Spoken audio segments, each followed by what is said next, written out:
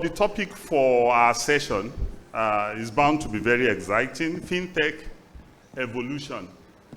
Who's not been impacted by FinTech evolution? Just some little bits before we go to, or let me first also thank all the panelists, right from, in no particular order, but my brother, Mr. Akuki, Agada. I think we should give him a round of applause. UPS, they are doing great things. Demola Balajobi, System Spec. I think we should give him a big round of applause. The plenary speaker, who's accepted, Mr. Femi Williams, I think we should welcome him. He will be taking the stage shortly. I know that the representative of Premier Oiwo is here from NIBS. Please give him a big round of applause.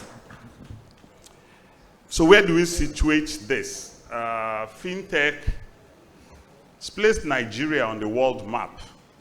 Together with NIBS, when you talk of global statistics, Nigeria is ranked 6th in highest volume of instant electronic payments globally, just behind the likes of China, South Korea, UK, but clearly ahead of the United States. I think FinTech's done, and NIBS have done wonderfully well in this area. Let's give ourselves a big round of applause. We also know that in terms of market value in our market, the industry has produced unicorns. The likes of Flutterwave, the likes of OPay, the likes of InterSwitch. These are entities that are valued at more than $1 billion US. In terms of attracting investments, the FinTech industry is a leader in attracting valuable investments, employment opportunities, and helping us to fast-track financial inclusion, where we are currently at 74% by FINA statistics. For a long time, as a country, we stayed around the 50% range, but we finally broken that inertia, and we're on track this decade to get to over 90%. I think that is really commendable. In terms of value of transactions, on a quarterly basis now, electronic payments in Nigeria is in the range of 250 trillion naira every quarter, which means that this industry will take us to e-payments level of a quadrillion this year. So you can improve your vocab of the zillions and billions. We'll get to quadrillion. It's no mean feat. But in doing all this, what we're looking at today is what are the implications for the 3 Ps of sustainability, where we understand clearly that sustainable practices allows us to preserve the environment, protect biodiversity, mitigate climate change, help eradicate poverty, promote social inclusivity, and foster long-term economic growth. So what are the 3 Ps? Planet, people, and profits. We are all familiar with climate change and biodiversity, the green economy. On the people front, governance is a big issue. And this summit is about governance. The average age, or the median age of Nigerians is 19 years. That means that the millennials and the generation Alpha dominate both the present and the future of our economy. Inclusiveness is a major issue. Diversity. We used to talk of work-life balance. Now the generation Alpha talks of life-life balance. It's not about work-life balance. It's about actualizing themselves, creating value, and not being under the barrel of certain hours of work and certain modes of work. Profits is a major issue. I'll not go into taxation today, but the fact of the matter is ethical financial reporting is a big deal. The Tsar of financial reporting in Nigeria is here, and I think his active participation in this summit is very critical. So thank you, Dr. Olowo. Fair pricing is a major issue. The other time, I stopped to do shopping myself in the market some 3 weeks ago, and I saw tubers of yam that were cut for sale. It's not the whole tuber for sale, it's the cut one. So I was trying to check, so how do you measure what size, what weight, in order to arrive at fair pricing? Customer service and fulfillment is a key issue. Balanced profit making is critical. It's not only about financial bottom line. The community needs to profit, stakeholders need to have a win-win. Fair competition. There's been a lot of discussion around whether there is monopoly or oligopoly or free market in certain sectors of our economy. But today, the plenary speaker, the Chief Enabling Officer of New Waves Ecosystem Limited, will step up here shortly, Mr. Femi Williams. He'll do a 20-minute presentation. After that, we'll do some questions and discussions with the panelists for 30 minutes. Thereafter, we'll take 10 minutes question and answer from all of you participating so that we actually have true inclusiveness in this session that looks at fintech evolution and corporate governance imperatives for sustainable impact. My name is Patrick Akinwuton from the Lagos Business School, and I welcome you to this session. Mr. Williams, over to you.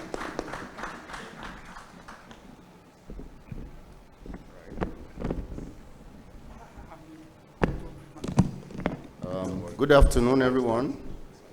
Let me stand on all existing protocols. So I will break my presentation into 4 areas. I'll give general introduction. I'll give some basic definitions, because when you say fintech, sometimes the concept might be confusing. What happens in this Nigerian environment, I will define the landscape, what it is today, and what will likely come in the next few years. I will define corporate governance and what fintechs should be doing. And at the end of the day, I will conclude, hoping that I will have laid enough foundation or ground for technological advancement, corporate governance, sustainable impacts that these organizations could have, and customer-centric solutions they could be designing. So mine is just to lay the foundation for very healthy discussion. Okay, let me go with some definitions. Somebody should be moving my slide so we can go together. Yes, next one, please. Good. So fintechs are organizations, right, that do innovation and integration of technology into offering by financial services companies to improve their use and value delivery to customers. Now, some of these definitions, I will bind it up together later. The next one is corporate governance is also the process and structure that you use to direct and manage the business towards enhancing business prosperity and corporate accountability with the ultimate objective of realizing long-term stakeholders' value. And I call it stakeholders' value, everybody. And the third major part of this, our discussion here today, is sustainability. It's all the concept of doing business without negatively impacting the environment, community, or the society as a whole. The ultimate objective of realizing long-term stakeholders' value. Okay. Before I go too far, I want to define fintech and then techfin, because the topic is around fintech. Formally, what you find is that a lot of financial service providers use technology to disrupt the market. A lot of younger people will use technology to disrupt activities and transactions in financial sector, hence fintech. But the trend these days is also that is what you call techfin. Big technology organizations, technology companies, They are now using their reach and strength to disrupt activity in financial sector again. So things like Apple, Google, Alipay, all of them, they are all into financial space. Can we call them TechFin or FinTech? So I call them TechFin. Some statistics to also prepare the ground, especially for the SME and consumers in Nigeria, is that the moderator said our median age is 19. Some people, the last report I read was around 24, okay? But 19 and 24, it shows that, let me look at the statistics in this hall. Maybe like 50% of the people in this hall are probably like 20% of Nigerian in terms of population. If our life expectancy is 55, then probably some of us are using extra time already, okay? And businesses and commercial activities are localized in Southwest, North Central, South-South, and Southeast and Southwest. Southwest being the dominant ones. In terms of activities and where people spend their money, we realize that it's more around commerce, retail sections. I hope you are seeing my slide. That is very small. And then in terms of income of SMEs, okay, 79.4% of Nigerian businesses earns less than 250K a month. Okay, 10.3% earn 500K a month, while 6.6 and so on like that. FinTech attributes. What are the attributes of this FinTech? One is technology-driven, customer-centric, and disruption and innovation is a common thing that sets FinTech apart. But this definition is also very broad, right? In that almost every business today, even Mama Put, now collects money electronically, all right? Some of them use WhatsApp now or Instagram, right, to sell things. So what sets them apart is innovation, right? Shareholders' expectations and scale, all right?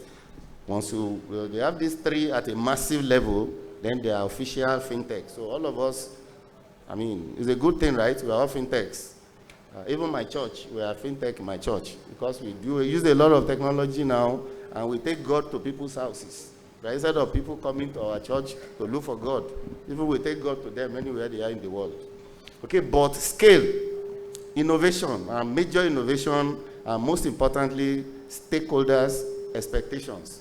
And a lot of people will say business is for profit. We have seen FinTech that does not have profit as one of their KPI at all. Just grow the market share. Make loss. We have patient capital because we have a strategy we are going to make money later. There are people who create business because they want to sell it, not because they want the business to last for many years, but they rapidly promote and accelerate the business, and at a particular time, they will cash out and then leave the business for people who are interested in build to last, who are interested in organization that will last forever. Okay, so there are so many motives now for creating the business. But in as much as the business is meeting the stakeholders' expectation, it is called a successful business. Okay, and areas, FinTech used to be in core financial areas, but we now see FinTech in area of payments and transfers, banking, lending, wealth management, insurance, insurtech, even in agric, healthcare, education, and I was part of a group that made a presentation on some disruptive idea in transportation just yesterday. So, FinTechs are everywhere now. In Nigerian space, there are players, there are big ones, and these are major ones that I can quickly mention here. And you can see them in area of trading, right? Savings, banking, insurance, payments and remittances. You can see that is where you have many of them. Lending, even data management, Bitcoin, and business solutions. You find them there. What impact has FinTechs, how have they impacted the economy? In terms of impact, currently contributing over $3 billion to the GDP, and that's 2023, and then is also growing at an area of about 15%. We have many unicorns in Nigeria today, though I was also at a session yesterday when somebody said many of those valuations were done when dollar was 700, 600. Now, if we revalue, maybe we may not have all the same number of unicorns that we have again. But we are lucky. Nigerian unicorns and Nigerian fintechs have made an impact in the world map because of the number of unicorns that the industry have created. Number of players, there are over 200, right? And it's growing every day, okay? Good examples are the Paystack, the Flutterwave, Paga, InterSwitch, Carbon, and all that, the unicorns that we have. In terms of funding and investment, the industries have attracted over 1.5 billion in funding to date. Some examples are here that are in the public news. The amount of money Flutterwave, Paystack, when they were acquired, were able to attract. Then in terms of market size, there are over 40 million Nigerians that use fintech services as we speak today, and over 500 million transactions are processed every year. In terms of financial inclusion, fintechs have helped this economy by increasing the banked population by between 40 to 60%, right? Within 2016 and 2023, and unbanked population has reduced by 20 million, over 20 million. In terms of job creation, right? Fintechs generally have created over 10,000 senior, profitable, and direct jobs. And you can imagine if you can have over 10,000 direct and profitable jobs, how many indirect jobs must have been created by the industry. And if we go by the definition of when Nigerian economy was rebased, that if I'm employed, so my wife is definitely counted as an employed person because I'm paying her salaries, right? My grandmother in the village, because she earns salary from me every month, she can also be added to the employment world. So if you look at all these ecosystems, you can imagine the impact fintech has made in this economy. There are many challenges, of course. The first one being regulatory challenges. Fintech, wow. If you're in Palestine now, everybody will go. But thank God this is Nigeria. That's just tech. Okay? Yeah, compliance and regulatory. I mean, most fintech are techies or technical people, not business or not administrator. Many fintech and managers of fintech acquire management, right, and business management practice later after they've made some initial successes. So compliances, the cost of compliance, the complexities of compliance can be a major issue. Even uncertainty and sometimes bureaucracies in licensing delays can be a major issue to fast or rapid progress of fintechs. Infrastructure issues, we thought it was a small thing until when we started hearing of Dangote, with all the strength and power of that organization and the person we are talking about. I attended the session when he said he has to generate his own power, he has to generate his own water, he has to make the road, right? And not just for himself, for the entire community, the whole population, right? We are not saying that he has to go and get his own oil field to drill his oil, and it's just complex. Infrastructure is a major issue and is a major hindrance. So anybody going to into the field must be prepared for this hurdle. Okay, power supply and security. I mean, it wasn't an issue probably like 20 years, 15 years ago, but now you need to also take care of physical security in the area where you operate. Security and fraud. Fraud and scams are growing. We have increasing the statistics from NIPS. The good part of it is that in Nigeria today, we've not been experiencing high-tech fraud. Most of the fraud are operational holes. There is a supervisor or administrator in a bank, give somebody a code, he will now go to Alaba to go and withdraw cash. We've seen all that. Internal fraud are very rampant. But we are lucky. We've not experienced many high-tech, fraud. But then they will definitely come as we grow.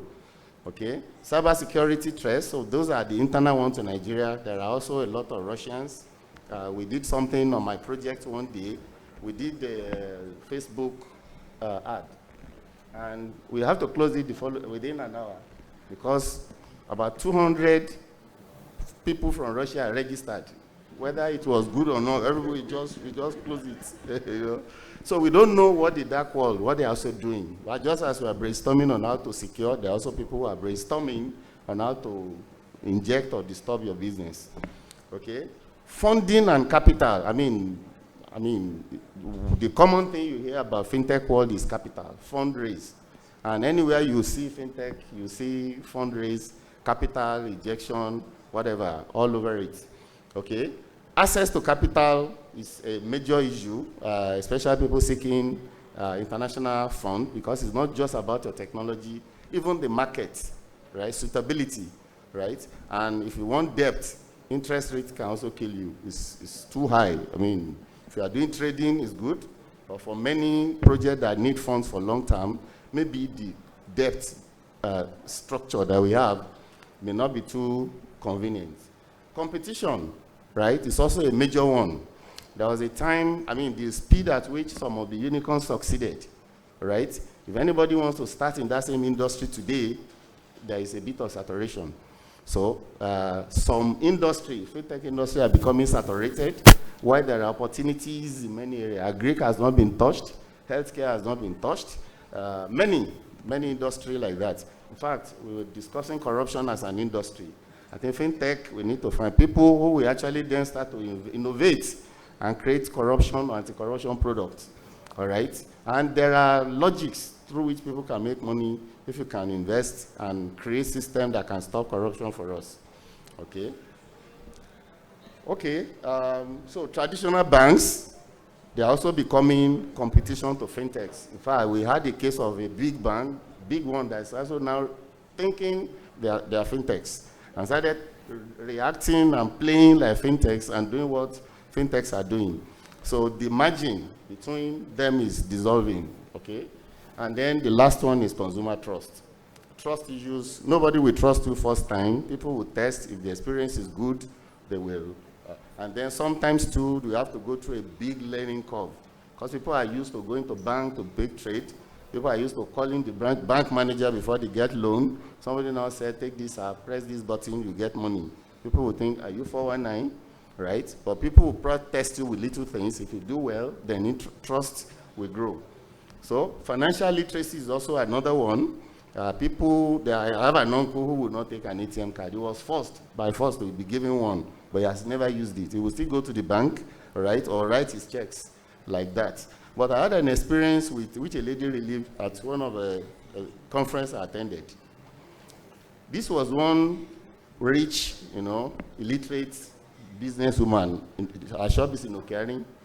So she gave her information to the account officer in the bank, right? And the lady will, anytime she wants to transfer money, mommy, transfer this amount to this account. So it's the lady in the bank that was doing all these transactions for her. Then one day, she came to the bank, and they forced her to sit down. That, Mama, you have to learn this thing today. So they taught her how to do transfer and how to do little things. And she said, okay, so she left. The following month, when she came back, she said, Mommy, another bank application is better than your own. No. That little education, right? What that did was that she was like, immediately she got to know about how to operate one. She went to the other apps, and she started operating. So she came back to say, I may drop your application because this one is better for A, B, C, D reason. So the Jumias of this world are educating the consumers. Okay, banks are educating the consumers. Churches are educating the consumers, because everybody is not using electronic ways, right, to render service. So if you are building a system, you need to assume that you have your people are sophisticated, and the sophistication is increasing every day. So we need to financial literacy. So how do we address them? Regulator, they are all there. There is very little you can do than to engage.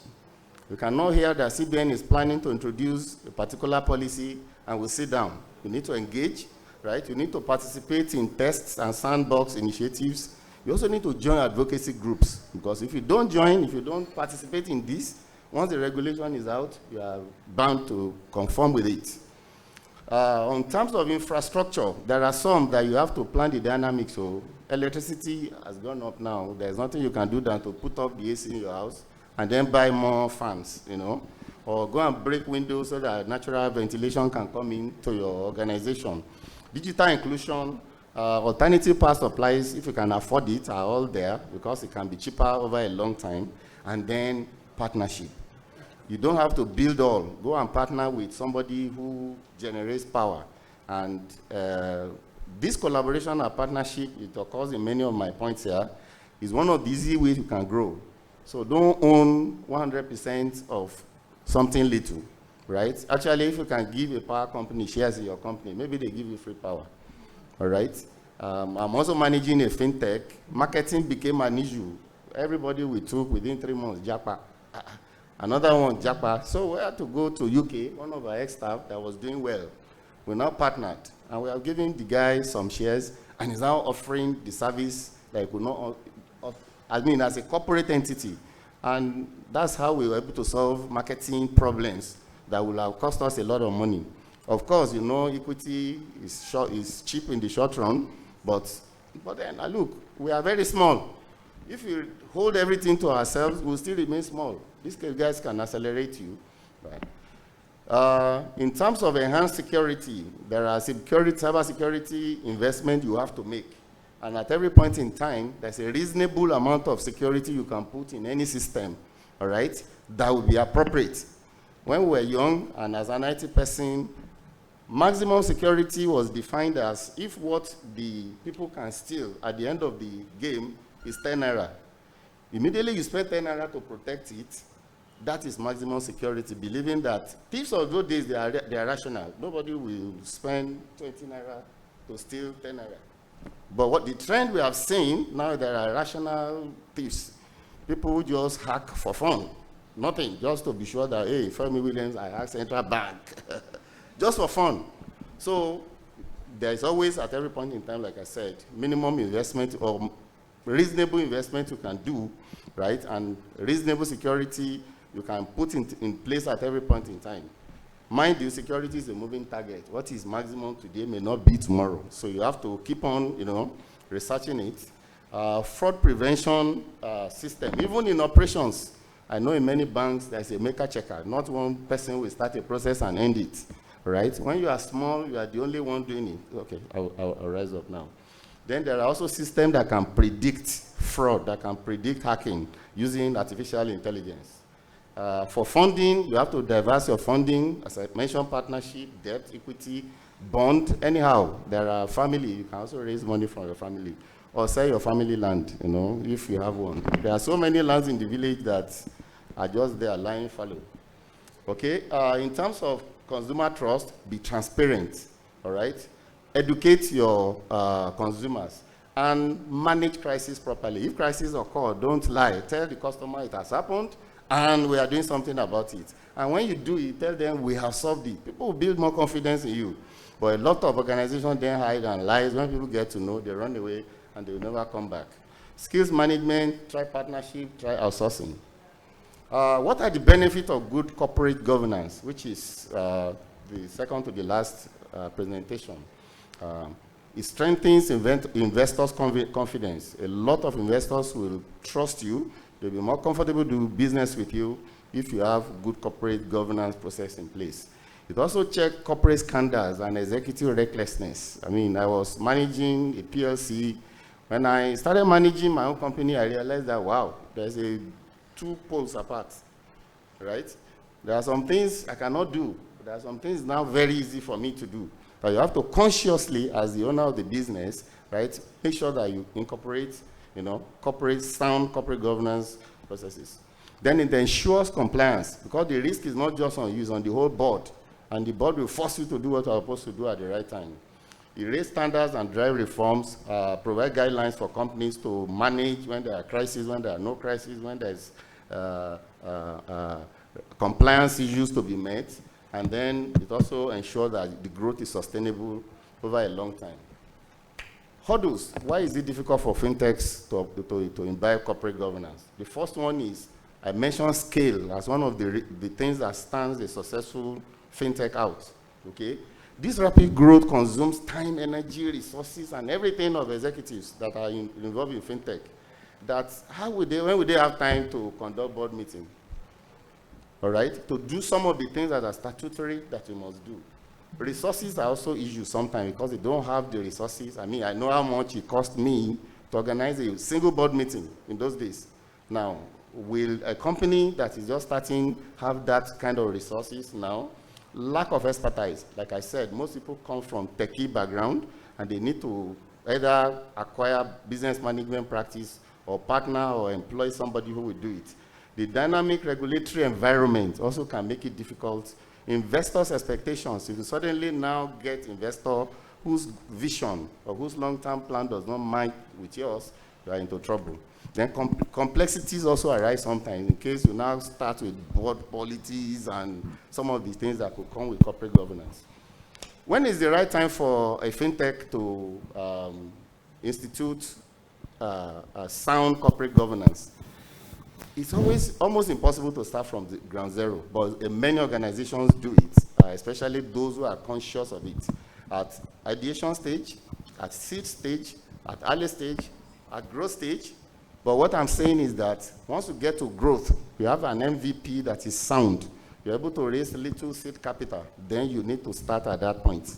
Because the later you get a lot more, we have seen some successful, almost even unicorns that are now being bedeviled by some of the things they did many years ago. Some ex-staff that did those things with the MD started bringing up the issues. So you need to start as early as possible. Conclusion. Evolution of fintech is not just about technological innovation, but about driving financial inclusion and creating sustainable economic impact. It is about redefining how financial services are delivered and ensuring they are accessible to all. While effective corporate governance is the backbone of sustainable fintech growth, it ensures that as we innovate and as we disrupt, we also build trust, maintain integrity, and foster a resilient financial system. Thank you very much. Okay, thank you very much, Mr. Williams. Yes, he set the tone. Governance is key. Trust is absolutely required for sustainability. Regulatory environment is critical for providing guardrails. Compliance is important. But perhaps before we go into the meat of it, I know that each of the panelists, I would like to give them 2 minutes each to first surface what key topical aspects of the subject matter they want to put on table after this presentation by Mr. Williams. Let's start from Mr. Poki. Okay, thank you for having me, and thank you for your presentation. The first thing I would like to say is that corporate governance is quite important, and it's also a necessity if the fintech industry is to create a sustainable impact.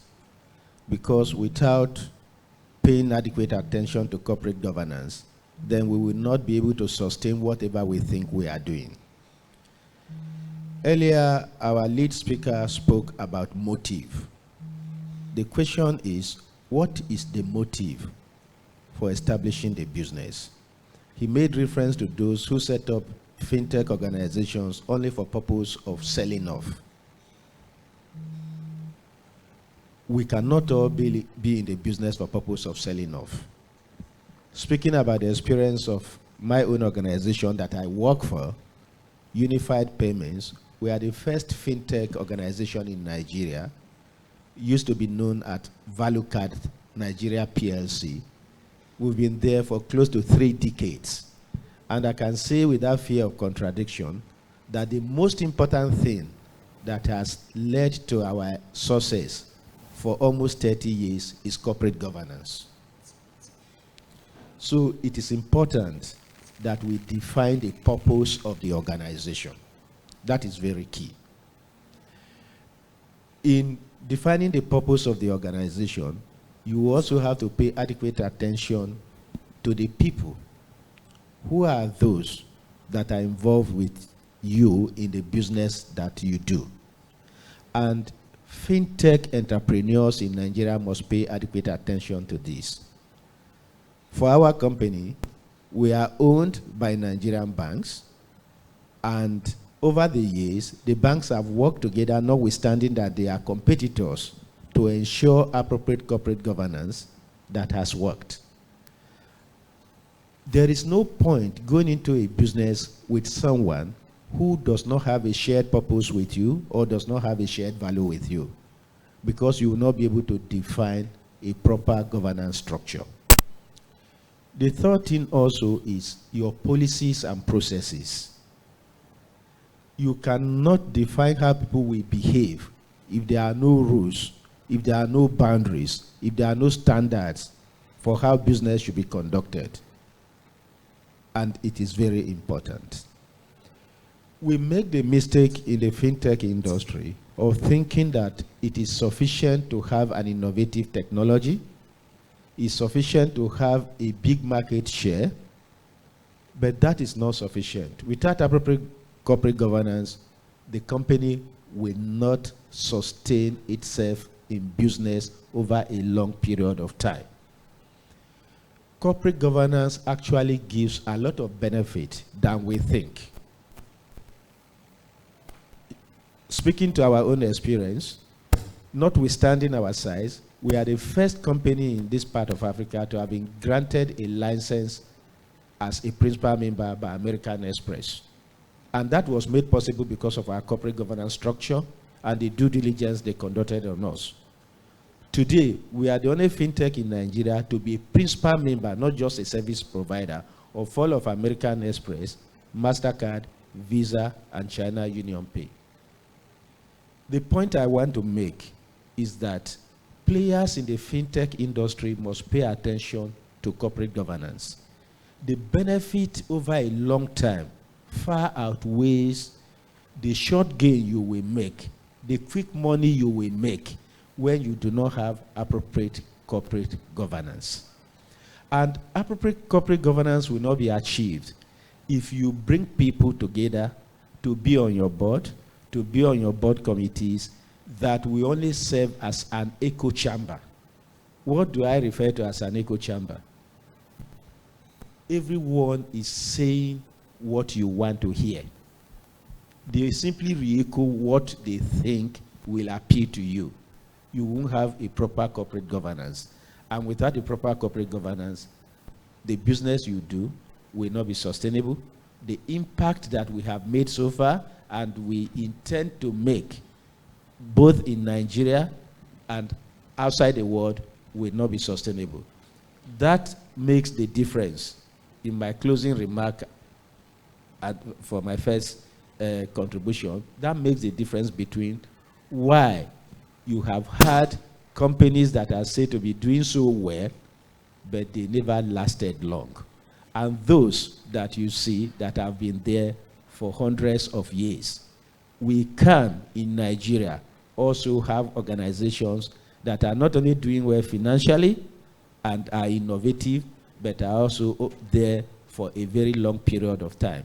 And that will be rooted and must be rooted in corporate governance. Thank you. Thank you, Mr. Gada Apuki. When he said his organization, Unified Payment System, evolved from value card, I looked at the hall, so I know which generation is in the hall. Yes, because Generation Alpha will struggle with what is value card. But really, that was an electronic POS. That was a very brilliant innovation in the mid-90s into the millennium. And here we are today. And he spoke a lot about the need for corporate governance, the fact that innovation and market share is not sufficient. You need corporate governance to remain sustainable. And so I'm going to introduce arguably one of the biggest masquerades here, the Chief Operating Officer of the FinTech Association of Nigeria, Dr. Babatunde Obrima. He will take the floor now, and I would like him to comment on what's the governance framework for the fintech industry currently? This is beyond licensing, okay? Do we have a corporate governance code that's specific to this industry? Because if we're talking of trust, what defines the conduct of both the owners, management, staff of fintechs? How are they reported? How do they report? I mean, if you're a quoted company, you need to publish your financials. If you're a licensed deposit money bank or a monetary financial institution, you have to publish your results. Do fintechs have to publish their results? If you are a 3-person owner fintech and you've grown market share, I mean, we're talking of quadrillion of transactions being driven by this industry.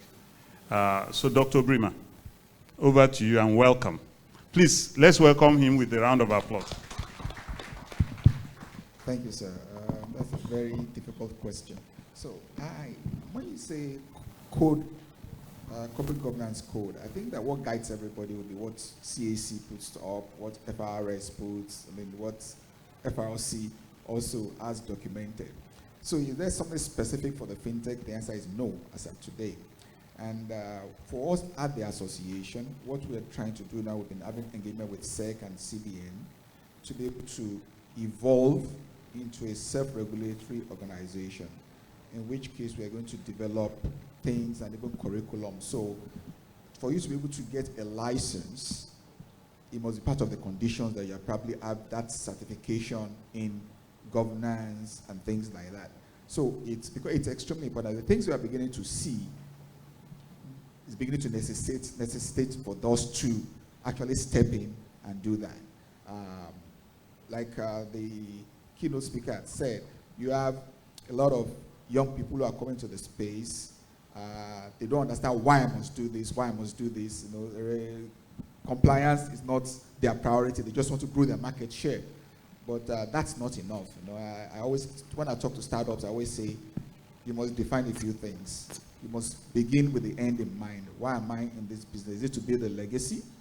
Or is it just to do business? Because if you want to build a legacy, it means that it's going to outlive you. Then you must put structures in place. When you look at system specs, unified payments, InterSwitch, it's because they had structures from day one. So structures, governance should not be a back end. It must be something you start front end. So those are the kind of things that we want to encourage our young people, because it affects a whole lot of things. I mean, like you might have an echo board because you have founder and co-founders, right? And they just decide everything that happens, you know, without any form of controls. That's why you have a situation where a fintech collapses and the CEO was paying himself $100,000 a month. How many bank CEOs have that kind of salary? And he has raised $26 million. Investors' money. So investors' money should not be what you use for lifestyle. It's a working capital. So those are things that we want to incorporate in that curriculum that's going to help to guide and ensure that from day one, governance, proper structures are put in place. So you can be there 30 years, 40 years, not just fly by night. Thank you very much, Dr. Brima. I will come back to you, but as you were speaking, I did recognize that we have NCGS here, and I know that they are the lead. I don't know, maybe you describe for us, is NCGS a market participant or a regulator? Or a platform facilitating the industry? You talk to us about it, but clearly you have a composite view of the industry. And I think we need to congratulate NCGS. When you talk of interoperability, we take it for granted. In Nigeria, I can say I've been privileged in my previous life as a Pan-African banker to operate across 33 countries in Africa. NCGS interoperability is top range, it's unmatched in Africa, it's a global leader when you talk of interoperability in financial systems and payments. I think we should give NIPS as we welcome Shola for his thoughts. Thanks very much. Good afternoon, participants. And this is an opportunity for NIPS to also clarify issues around are we regulators? No, NIPS is not a regulator. CBN remains the regulator for financial services. NIPS is classified as Payment Service Provider, PSP. We provide platforms to ensure there's interoperability in Nigeria, where we call it the Central National Switch, ensure that we can connect business together for financial services being run. And looking at fintech's world now, they've done a lot.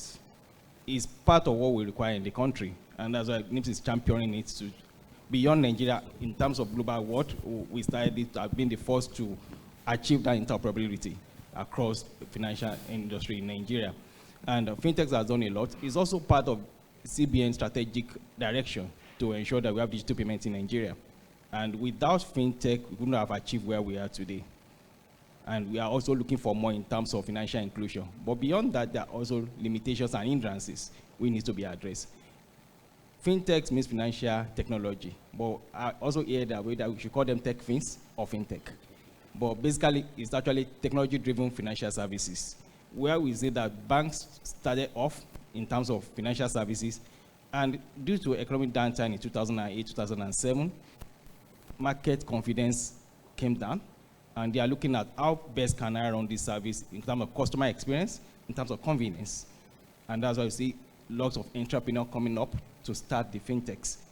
Can I do business in financial services so that I can also encourage customers? And that brought up the digital payment system, which part of CBN direction in terms of payment system Vision 2020, which led us to Naira redesign in 2023, just to ensure that we encourage cashless policy, because we have addressed the issue of robbery. How many banks are being attacked now? In those days, banks have been attacked in terms of you have cash in your vault, but everything is now digital payments, and you just have your comfort to transfer those money, which NIPS has also supported in terms of interoperability. Thank you very much. I think NIPS deserves a big round of applause. I mean, we will not have a fintech industry without the industry infrastructure that NIPS has put in place. If you look across Africa, Africa is moving towards one market. So you have AFTCA, but the enabling platform that is critical for AFTCA is called PAPS, Pan-African Payment Systems, Settlement System. And that is what NIPS has been for us in Nigeria. When you just open an app of any of the fintechs and you say you want to make a payment, and you make a payment from whether it's a microfinance entity to a digital bank, to a deposit money bank, to an Islamic bank, or to any player. In fact, the agency network, the POS operators, the ATMs, name it, they all connect on the NIPS platform. NIPS platform is the traffic controller. You can imagine if at peak period the traffic lights is misbehaving or asking two different sets of people to cross at the same time, what will happen? We don't always appreciate NIPS, but if NIPS blinks, everybody not only catches cold, COVID is very near. So let's appreciate NIPS once again. And because of that, I'm going to take, before we come to a major public-private sector enabler, who we all know, System Spec. So we'll come to you. But permit me to just take on this theme of what NIPS has talked about. So, talk to us about, from a governance standpoint, okay? We have clearly the regulator, the central bank. We have the market operators. We have the market enablers, where I will put NIPS. And for instance, the BVN custodian that gives us identity, even NIM to a large extent now, are all hosted by the NIPS infrastructure, which makes life easier. Talk to us from a governance standpoint, from your own view, looking at the market. what are the critical issues that we need to address? Mr. Akuki was talking about what's the ownership structure? What's the governance structure? What's the trust enabling factor? So for instance, banks are required to report how much fraud they encountered during the year. In fact, you are required to report how much customer issues, customer complaints, level of resolving it, and all that. For the fintech industry, what's the view of NIPS? How do we bring this to bear? Because the ecosystem in which fintechs operate now, if we go to dissect it, they probably do more transactions in terms of value around payments than the big licensed banks. So when we are talking of the integrity of the system and sustainability, we've got to take another look. Give us your views. Okay, thanks very much. I'll take it in 2 steps. The first is the risk management, which has to do with access to data. You can't run fintech business without data. And that has been a major push that they need to have access to data. Yes, NIPS is the custodian of BVN, and we're also regulating, in terms of liaison with CBN, what are the criteria for you to access data. And those are the governance structure around who and what are the rights for you to access the data. They can't move the business without access to data. And how are we so sure that you have corporate governance in place to ensure that you also protect that data, you don't get into identity theft, you don't get the cyber security issues around it. And CBN also look at that, and they formulated what you call open banking framework, which you assist a lot in terms of who and what, because now you have what you call NDPA now, not NDPR, not a regulation, it's not act. An act, you can be charged in the court of law, you can be also prosecuted in the court of law. So everybody is being careful in what you share without the customer consent.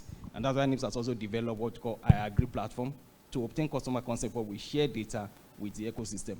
It is a kind of disruption that fintech has brought in ecosystem, which is actually have a positive value, but access to data needs to be properly managed in terms of risk management. Thank you very much. Risk management is key. I mean, data protection, data is the oil of the fintech world, I mean, or the blood of the fintech industry. And we'll come back to that because that's one key area where beyond the act, when it comes to the practice, and when it comes to customer education, what do we need to do? So just prepare.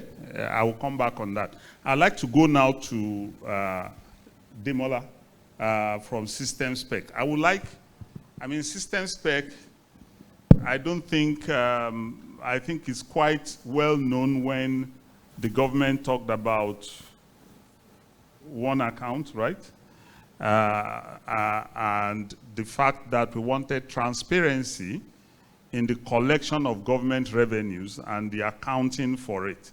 And System Spec rode through that murky waters. I think we should congratulate System Spec because it's not easy. It's not easy to try to be the interface for such a major government initiative, but I think the market has recorded them as being effective and transparent in that process. So Demola, share with us, from engaging with the public sector and looking at, some say maybe you're a monopoly in this area, how do you see going forward expanding the market opportunity? Because we talk about diversity, we talk of equal opportunity, we talk of inclusiveness. How? There are lots of fintechs that would like to know how they can play more in the fintech public sector interface. Is it only in the financial realm? What of health? What of technology? What of agri? What of all those other opportunities? You're welcome. Okay, thank you very much. Like you said, I think first thing is that we have survived the TSA is an interesting project, personally for me, and also for the company. Sometimes people have mentioned about people you work with and what you believe in and all that. This was something that we went into thinking that we were just a tech company. We were not prepared for the politics, for the ins and outs of government. We are just a tech company. And somebody mentioned before, most tech people are just tech bros. You just develop a code, you think it works, you put it out there. So it's been interesting for the last, I think, from 2012, thereabout, to do that. And when you work, again, this is a personal experience. Don't take it as a corporate policy, it's just my own view, having been in the project. When you work with government as a tech company, you have to decide, do you want to do what you believe is best, based on best practice, international practice, or do you want to do what interests are asking you to do, which may lead to other things down the line? And it comes back to what has been said, that some things you do, if you do it for short-term gains, for taking a short-term views, in 5-10 years, it will come back to bite you. And when we started the project, we took a long-term view in every respect. So, having gotten it so far, part of what I've learned from it is responsibility. You took on a project that even the government you are working with did not know the extent of what it meant. They did not understand how big it could be if done very well. So when it grew big, it blew up. I'm going to go to responsibility. Whatever you do in any space, government or private, you have to be very responsible for what you are giving. And that was what took us through when the issue started. Corporate governance, I'm going to bring it back. I remember I was based in Abuja more, I was a project director. And back in my head office, every meeting I went to had to be documented. That was my background, having worked with IBM UK for 11 years. When I joined System Specs, I insisted on it and they supported me. So everything we did, decisions, everything, we documented it. And people at the back office were asking me, Demola, where is this, where is this? So when the troubles came, that process-based approach, the corporate governance, our board will ask us, why are you doing this every step of the way? It came to be what saved us when the issue started. So corporate governance is not just something, you know, like you said, having echo boards. Our board chairman then was Dr. Christopher Collade, and when you go before him, you are preparing for an interview every board meeting. Yeah. Baba will ask you, no. Baba will say, I'm not a techie, then you know you are in trouble. You now start explaining, what did you meet, what did you do, what did you say, what did you offer, what did you go above or beyond what the board has asked you to do. So corporate governance is not just something that you do because the auditors are coming. It saved us when the trouble started. So I've seen the practical side of it. In terms of, let me address head-on what has been said by Dr. Akinwuton. So monopoly, we're just hearing about monopoly in the oil refinery thing now. So it's very interesting. And so the tech that we built connected to some systems in Central Bank and the Accountant General's office. We had to take direct involvement in that connection because initially it was given to a company from Estonia and the direction they were going was not in the interest of Nigeria. I can say it boldly today. It was not in the interest of Nigeria. It was a fight. They knew where they were going. They knew where they were taking us. But many people in the civil service did not care about it in that way, or they did not see it. So we had to connect to those systems. Then the thing started working. Along the way, there was an attempt to say, look, be at the back and do all of that. But sometimes things just evolve. So there are many people connected now in different ways. So the monopoly is, at some point, you have to decide that somebody connects and then other people connect. So that was more, so that's not the issue now. The issue, like you said, is when you have other players in it, what was happening in government then, was that you had a lot of, each MDA was deciding what they wanted to do. You go and bid for contract. It was 10 people doing the same thing and all of that. So this brought in a bit of order into that process.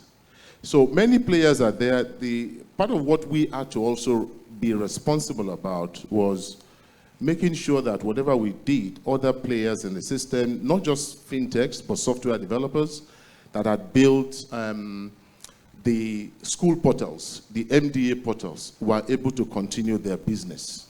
So we had to make sure that even the government policy, the splitting of funds, because the biggest fear of providers then was that if my money goes into TSA, I will now need to be begging the MDA to give me my money back. So we had to make sure that, having been in payment, the money was split at source, they were getting their money, and we made sure that government policy also allowed that, which also helped them when the trouble started. So so government projects are interesting, they are big, but they are not easy to do. All I would say is, if any fintech gets into that kind of space, please don't be led by the possible monies. Don't be led by just the biddings of, with all due respect, the civil servants. Go back to your corporate governance people, to your compliance team, to your lawyers. Check your step as you go along. I can tell you this, when the trouble starts, civil servants will not stand by you. What will stand by you? I remember going to the Senate 2005 or 2006 for a hearing, and they were looking at our contract. And the Senate was, this and that. And none of the civil servants were there to start off, and the contract stood by itself. And it was checked, the senators went and back, and there was a particular clause that said, this contract is for 1 year. But another clause said, it subsists until it is terminated by either party. That singular clause is what led to things. So you've got to have your lawyers, don't claim that, don't get a contract from government and be carrying the paper around. It is not worth much when the problem starts. So as a fintech, your corporate governance with the big project, don't let the money shook your eye. Stay in what you believe in. I was talking to a customer last week, and I said, look, sir, if your project is not what I think sits with our company, I will walk away. You've got to be able to decide that when it comes to government projects. If you cannot stand and be counted and be examined and be queried and be put before panels for what you've done in government as a fintech, don't go there. Every book, every letter, everything you've signed can be asked for by the House of Rep or Senate, and you are not allowed to lie. So your corporate governance is what will save you. That's my view. Thank you. Thank you very much, Demola. We have words on marble here. When the trouble starts, it's your corporate governance standards that will speak for you. Okay. Corporate governance isn't what you do when auditors are coming. Do not let the money shook your eye. Please give him another round of applause. And I can testify, I'm a trustee of FinTech Nigeria Association, and I do know that System Spec plays a lot of role in facilitating development and training of younger fintechs. They actually make their resources available to the fintech industry to ride on their shoulders, to bring in more players, and they train, and I think they have scholarships for young people and for budding innovators. I think we should give them another round of applause. Okay, so we're on our final track. So let's start with Agada. We cannot get off this platform without talking of the Gen Zs, the Generation Alpha, the millennials and Generation Alpha, because they are the future, and the today of work and the future of work is really changed. As the oldest fintech here, could you share with us on the talent aspect, from what are the trends you're seeing and what should be in place, both in terms of gender opportunity, in terms of location opportunity, because we see a lot of examples about people working from outside Nigeria. What of people working in our local government, our home local government areas? How do we bring them to be inclusive? Mr. Agada.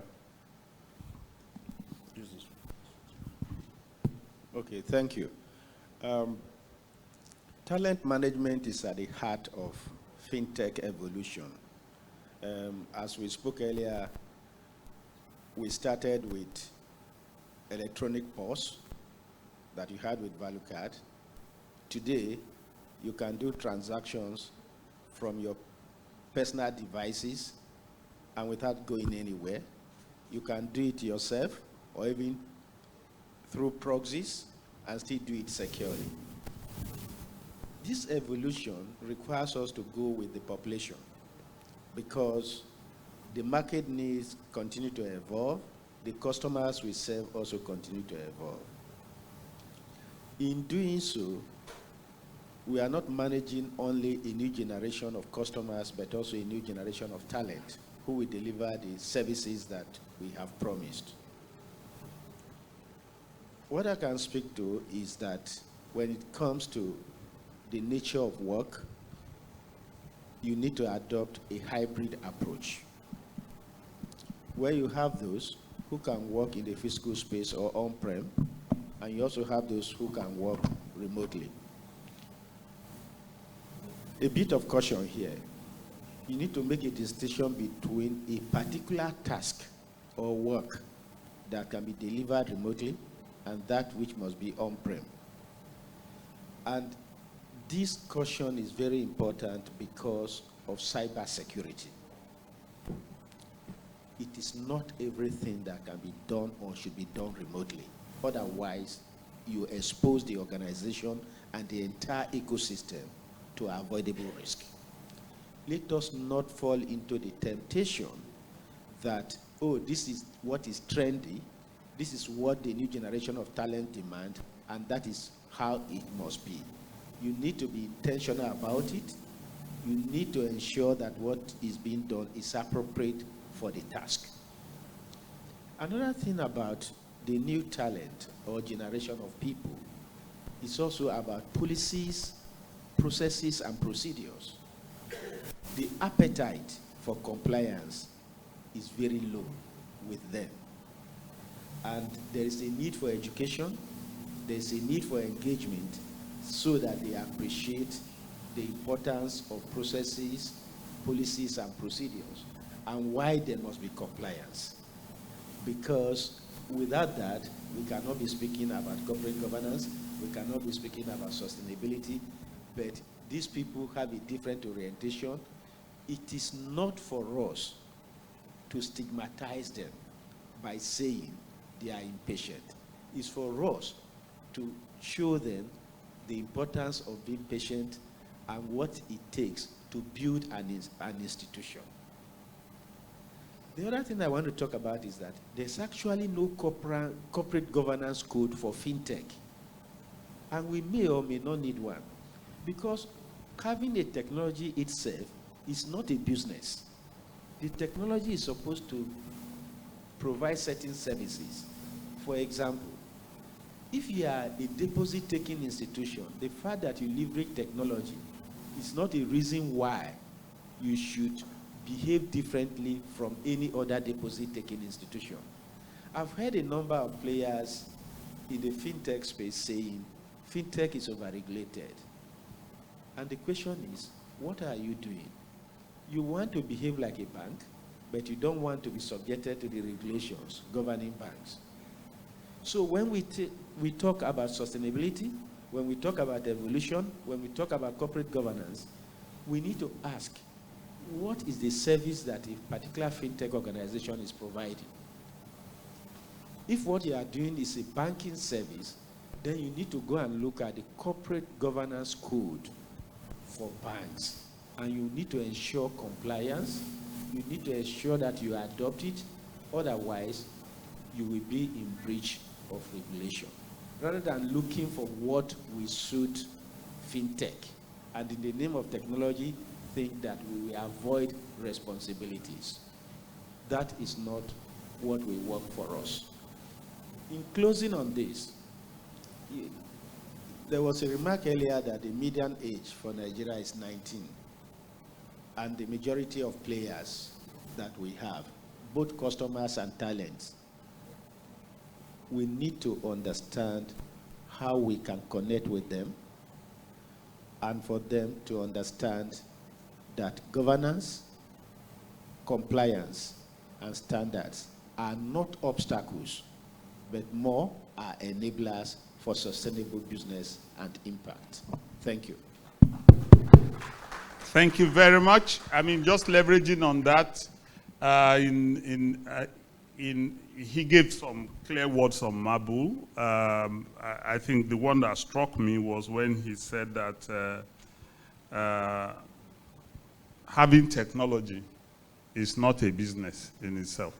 You still need to manage a business leveraging on your innovation or technology. And that we should not stigmatize the youth as being impatient. Probably, you know, when you are in the traffic and you stay in a place and others are moving, you think you are reversing.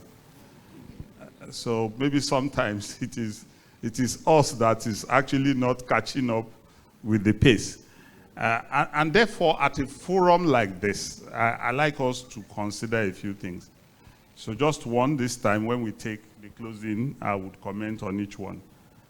Shouldn't we have, on the journey for inclusiveness and diversity on the boards, at a point it was said that 1/3 of boards should be of the female gender, right?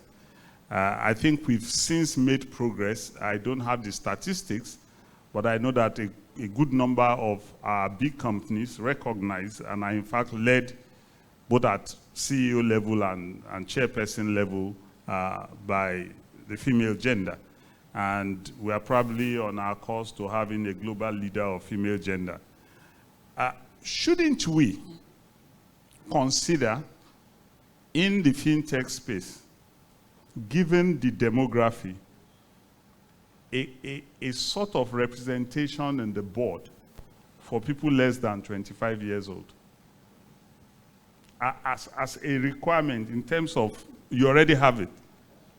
Come again? Can I say something to that? Yes. I think if you look at the fintech space itself, the reverse should actually be the case. Because majority of the founders and operators are already the younger generation. And the challenge to them is how they will benefit for the experiences and the good knowledge, the wealth of knowledge of those that they easily classify as ancestors. Ancestors have value. Thank you. Good. I knew that once I draw that, then we'll start speaking. So the ancestors are speaking. But I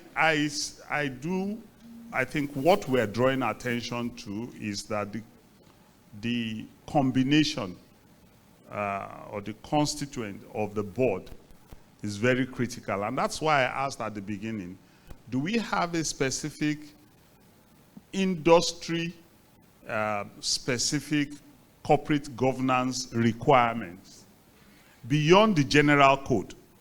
There has to be, because this industry is taking the mainstream of life. That's just the fact of the matter. So it cannot just adopt general practices. It needs to start to have very specific, applied to this industry for the future that it is going forward. So let me come to concluding words from Dr. Obrima. Yeah, I was just going to follow up from your comment. I think that regulation helps to shape some of these things.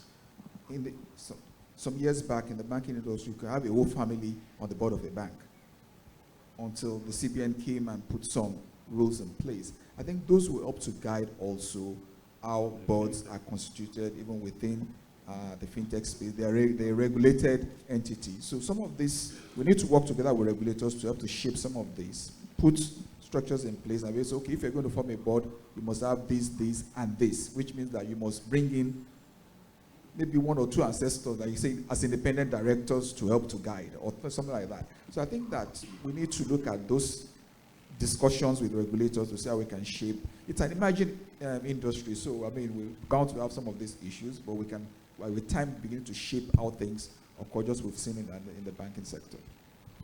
Thank you very much. And I think we can ask FinTech Nigeria to take the lead in bringing those thoughts and bringing a draft for industry consideration. Let me ask Mr. Femi Williams. You had given us an excellent presentation as the plenary speaker. Some last words from you. Okay. FinTech is a complicated industry. We're talking about corporate governance here. I love the strategy of SEC. At the bottom of the ladder, I don't know who can regulate that industry, because it's made up of every kind of people and structure, right, and at various levels. I think we can only start to look at regulation, code of corporate governance in strict sense with successful ones. Because at the beginning, trust me, it's a lot of struggles. Struggling with almost everything. At that point, some are lucky, like UPS, funded by banks. All right, so before the first person was employed, the corporate governance code has been, coded. Everything is there, fund for operation is ready, and so on. But there are not many that are like that. So we need to allow some freedom at the beginning, but we need to set a threshold for the time when these must be ingrained into an organization. Number two, about work and whatever. Trust me, work environment is changing. It has actually changed. We're trying to recruit programmers recently, and all the 13 people that came said, I want to do full-time remote. What does that mean? You want to earn 100% salary and work for another person? He said, yes, because afternoon is for you, night is for another person in America. Absolutely. All right, so we need to start to think of putting automation to take up simple, logical, and repetitive tasks away from people and let systems do it, such that we can only recruit people that will do a bit of high value contributing parts. The other one about board thing that I would say is that there have been a lot of advocacy for women to be included in board, and I think in financial sector, women are winning. Am I right or right? If you look at the FDs now, women are now taking, leadership role significantly in the industry. So we need to expand that advocacy for Gen Z to be ingrained into every board. And I know that there are some boards that even their corporate governance, admit some people to be in the opposition, even on the board. In other words, somebody who will not align on almost every issue. And that is the purpose it's serving on the board. It takes like a negative look at it. And they're good. It's like organization where I worked for before. Once in a quarter, we do kill your business. So we break the company into two. These guys who want to kill the company, this one want to salvage it. And we always have a healthy debate. So it's better we kill ourselves inside before somebody kills us from outside. All right? So it's important that we allow every board to have, every organization needs to imbibe a bit of the Gen Z culture.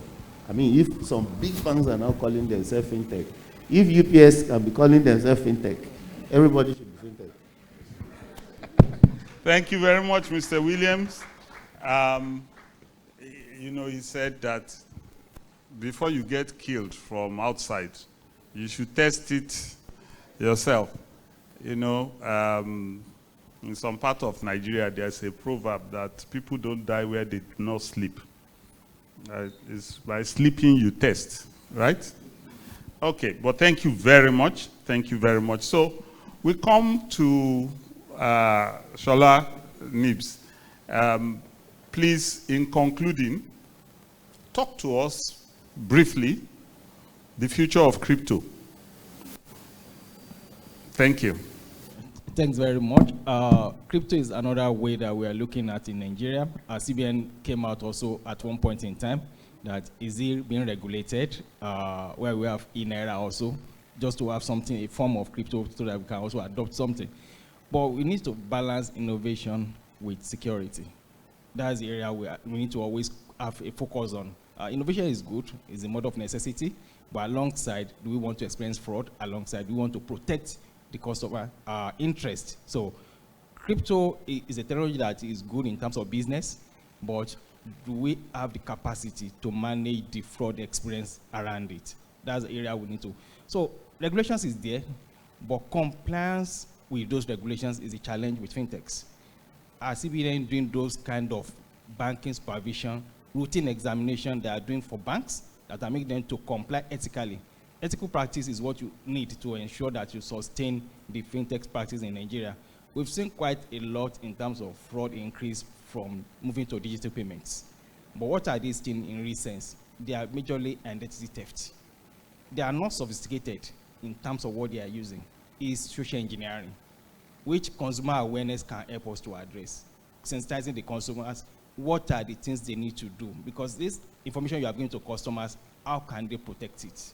We have seen a lot around social media now. WhatsApp fraud is going on. People chatting people, taking over the WhatsApp and asking them to transfer funds on their behalf. These are things that they are simple techniques, they are just social engineering they are using. And what are fintechs doing in terms of KYC also? Yes, BVN is here already, and they are relying on BVN. They are not doing the natural way of KYC and the rest. But they believe that BVN has been attached, and BVN is unique to each customers, which has the maybe house address, the phone number, and the rest. But the fraudsters are taking a step ahead, engaging customers in such a way that they reveal those PII, which is partner identified information, which they cannot always to open, because we have online portals to open accounts now. In the natural banks, you have to go to the banking hall, and they check who you are, but now it's faceless. So I can obtain information from unaware customer, go to the portal, supply those information, and just register as if it's an impostor. We've seen cases whereby we investigated such a way that by the time you reach out or you block, because we have the process of watchlisting the BVN, just to make sure that you are not participating again once a fraud has been linked to a particular customer. Well, upon using that process, customer will come and say, I'm not even aware I opened an account in that bank. They are opening accounts on behalf of customers. They are not aware because they've collected the information and they're using that to open accounts and using to collect funds across. So we need to work around identity theft, consumer awareness. Be aware if anybody chats you on WhatsApp and asking you to transfer money, try to make a call. Because it's easy to hijack the WhatsApp now. It's not the actual owner that is actually texting you via WhatsApp. Try to make a call, possibly do a video call. He will not pick that call because he doesn't want to use the face. It's not actually the person that is doing it. So you need to do a lot around consumer awareness to protect the interests of fintechs. Thank you very much. I think we could go on and on. The fintech industry is the way forward. Is a key part of the way forward for our country. I'd like to take any questions or questions. I understand lunch is ready, but questions? So we have one, and I'm glad it's a lady. So we have two. Okay, so we have a lady and a gentleman. All right, please, can you give her the mic?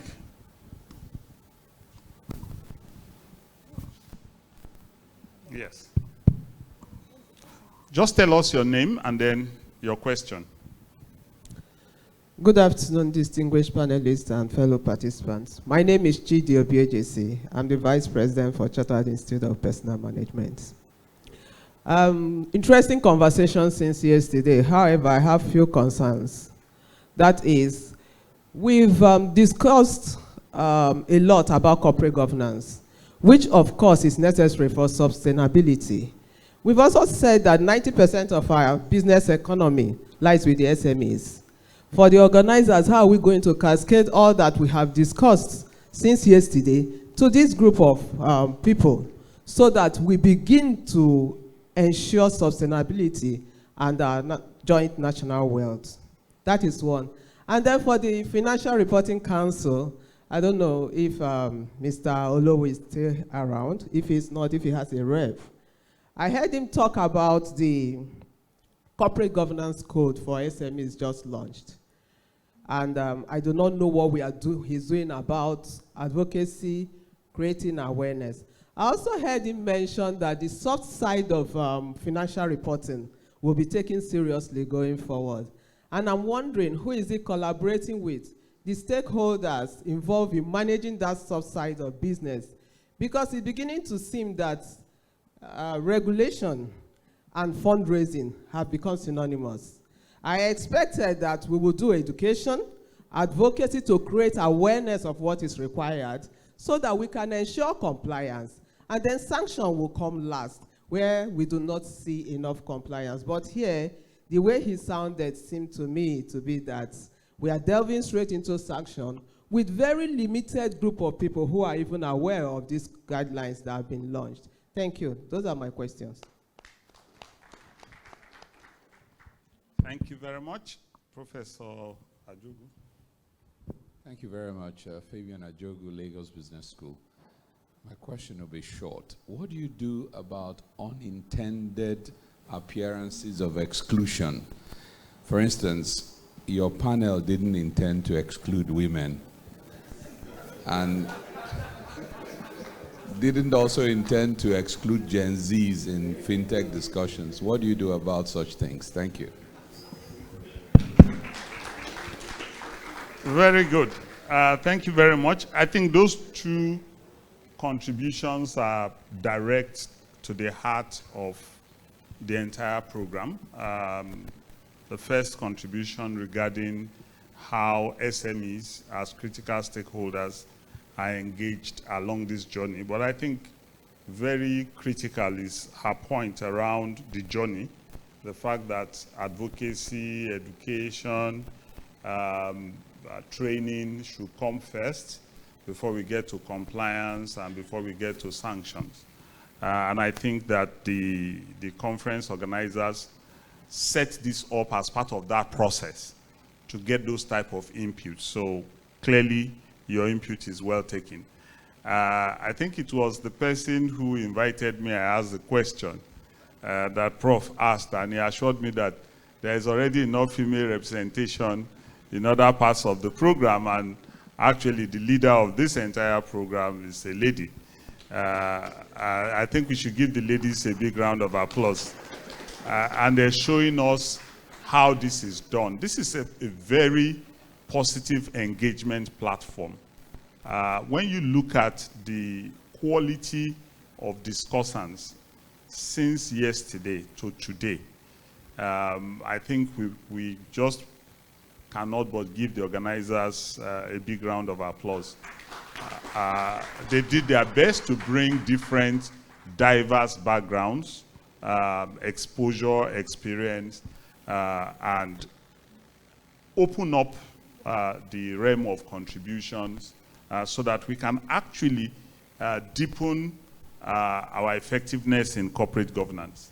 On this panel, we've talked extensively about need for additional clarity on corporate governance code for the fintech industry that is applicable, taking the broad corporate governance code and drilling it a bit further to help the fintech industry deepen its sustainability without constraining innovation. In fact, that process should recognize the critical role of innovation. The role of boards has been re-emphasized as the custodians. In these days of generative AI,